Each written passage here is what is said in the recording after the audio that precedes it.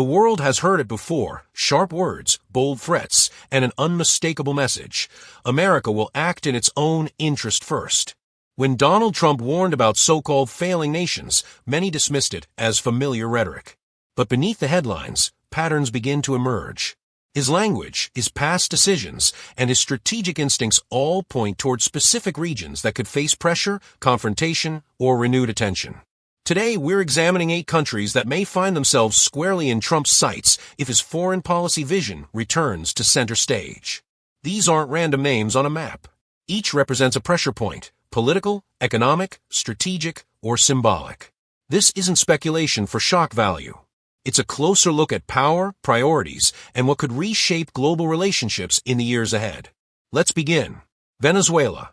Venezuela has long stood as a symbol of what Trump frequently criticizes: economic collapse, political stagnation, and leadership he considers hostile to U.S. interests. During his presidency, sanctions tightened, diplomatic channels froze, and Washington openly supported opposition movements. But Venezuela isn't just about ideology. It sits atop massive oil reserves, commands regional influence, and represents a test case for whether pressure can force political change. Any renewed focus would likely revolve around energy leverage, diplomatic isolation, and intensified economic restrictions. For Trump, Venezuela is not merely a struggling nation. It is a cautionary tale, one he has often used to illustrate what he believes happens when socialism takes hold. Colombia. Colombia occupies a different position entirely. Historically aligned with Washington, it is both partner and problem.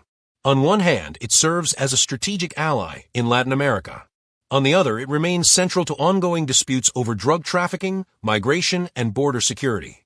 Trump's approach has always been transactional. Support is conditional. If cooperation weakens, or if Colombia is seen as failing to curb drug exports or legal crossings, pressure could replace partnership. Rather than confrontation through force, Colombia would likely face demands: stricter enforcement, increased compliance, and political expectations that align tightly with U.S. objectives. The message would be simple: cooperate fully or risk losing Washington's favor. Cuba. Cuba represents one of Trump's clearest reversals of modern U.S. policy. Where previous administrations leaned toward diplomacy, Trump returned to isolation. Travel restrictions were reinstated. Sanctions expanded. Engagement was replaced with containment. Why? Because Cuba is symbolic. It embodies a political model Trump consistently opposes. But beyond ideology lies electoral reality. Hardline policy toward Havana resonates strongly with key voter blocs, particularly in Florida. Any renewed presidency would likely bring harsher economic constraints, reduced diplomatic contact, and intensified pressure on the island's leadership. Cuba, for Trump, is less about compromise and more about drawing a line in the sand. Mexico. Few countries have been as central to Trump's rhetoric as Mexico. From border security to trade disputes, Mexico has been portrayed as both partner and adversary. During his term, threats of tariffs were used as leverage. Renegotiation of trade agreements followed. Immigration enforcement became a defining issue.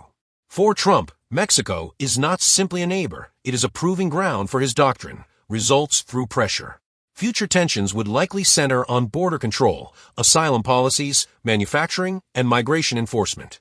Cooperation would be expected, not requested. And if progress is deemed insufficient, economic tools would almost certainly be placed back on the table. Greenland. Greenland may seem like an outlier, but its inclusion reveals something deeper about Trump's strategic thinking. When he floated the idea of acquiring the island, many laughed. But beneath the headlines lay a serious calculation. Greenland occupies a vital position in the Arctic, a region growing in military importance, resource potential, and geopolitical competition. As ice recedes, new shipping lanes and untapped minerals come into play. Russia and China are watching closely. So is Washington. Trump's interest wasn't symbolic. It was about positioning. Influence over Greenland would mean leverage in the Arctic's future. Whether through diplomacy, investment, or strategic partnerships, this territory represents long-term geopolitical chess. Iran. No country better illustrates Trump's confrontational style than Iran. He withdrew from a nuclear agreement, reinstated sweeping sanctions, and pursued a strategy designed to isolate Tehran economically and politically. To Trump, Iran is not simply a rival, it is a destabilizing force. Accusations of regional interference, support for proxy groups, and nuclear ambitions define his stance. Any renewed attention would likely involve economic warfare rather than direct conflict, harsher sanctions, diplomatic isolation, and increased pressure on allies to sever ties. The goal would be clear: force concessions without negotiation on equal terms. Nigeria. Nigeria's presence on this list surprises many, yet it reflects a growing shift in global focus. As Africa's most populous nation and a rising economic force, Nigeria holds immense regional influence. It also faces challenges: security threats, energy politics, and governance struggles. Trump has previously taken a hardline stance toward immigration from certain countries, and Nigeria has occasionally been caught in that rhetoric.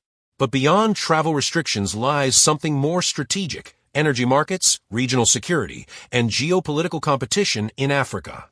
Rather than overt confrontation, pressure here would likely come through policy decisions, trade rules, visa regulations, and strategic alliances. Nigeria matters not because it is weak, but because it is becoming powerful. Canada. Canada may be America's closest ally, but that hasn't stopped friction in the past. Trade disputes, defense spending, and manufacturing competition have repeatedly placed Ottawa and Washington at odds. Trump's philosophy doesn't distinguish between friend and rival. Every relationship is evaluated by outcomes. During his presidency, Canada faced tariffs, public criticism, and intense renegotiations over trade agreements. Future tensions would likely revolve around energy exports, industrial competition, and military commitments. While open conflict is unthinkable, economic pressure and blunt diplomacy would almost certainly return. For Trump, even allies are expected to pay their share. Power is never static. Alliances shift, pressure moves, and every major political figure leaves a fingerprint on the global stage.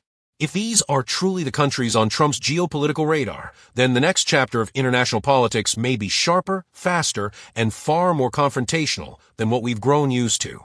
If you want deeper analysis on world power, political strategy, and the forces shaping our future, make sure to subscribe to the channel and turn on notifications.